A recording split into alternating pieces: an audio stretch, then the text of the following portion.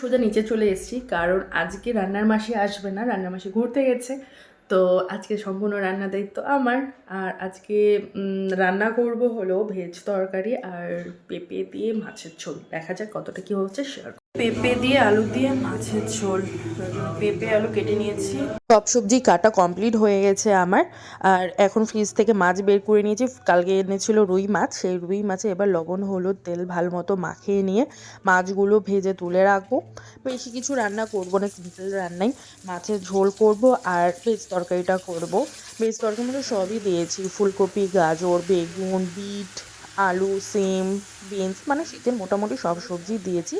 সেগুলো দিয়ে একটা ভেজ তরকারি করব পেঁয়াজ দিয়ে আর একটা মশলা দিয়ে, বেশ ভালোই হয়।